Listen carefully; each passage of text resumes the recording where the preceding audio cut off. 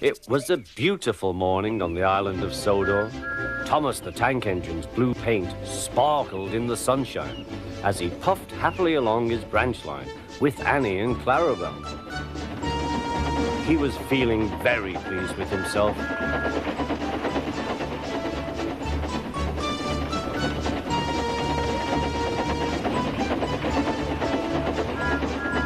"Hello, Thomas," whistled Percy. "You look splendid." "Yes, indeed," boasted Thomas. "Blue is the only proper color for an engine." "Oh, I don't know. I like my brown paint," said Toby. "I've always been green. I wouldn't want to be any other color either," added Percy. Well, anyway, huffed Thomas, "blue is the only color for a really useful engine. Everyone knows that." Percy said no more. He just grinned at Toby. Later, Thomas was resting when Percy arrived. A large hopper was loading his trucks full of coal. Thomas was still being cheeky. "Careful," he warned. "Watch out with those silly trucks." Go on, go on," muttered the trucks. "And by the way," went on Thomas, "those buffers don't look very safe to me." The last load poured down. "Help! I'm choking!"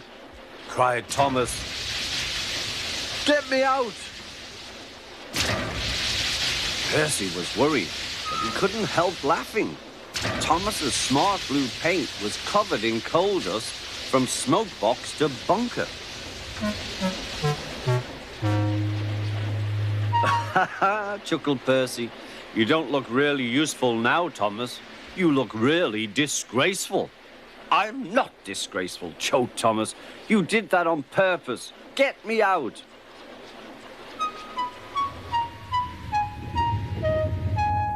It took so long to clean Thomas that he wasn't in time for his next train. Toby had to take Annie and Clarabelle. "Poor Thomas," whispered Annie to Clarabelle. They were most upset.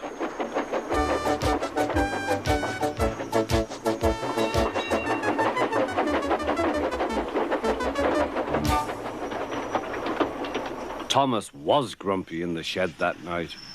Toby thought it a great joke, but Percy was cross with Thomas for thinking he had made his paint dirty on purpose. Fancy a really useful blue engine like Thomas becoming a disgrace to the Fat Controller's Railway.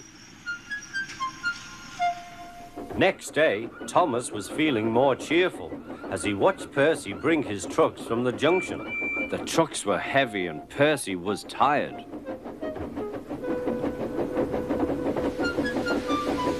"Have a drink," said his driver, "then you'll feel better." The water column stood at the end of the siding with the unsafe buffers. Suddenly, Percy found that he couldn't stop. The buffers didn't stop him either. "Oh!" wailed Percy. "Help!" The buffers were broken and Percy was wheel-deep in coal. It was time for Thomas to leave. He had seen everything. "Now Percy has learned his lesson too," he chuckled to himself.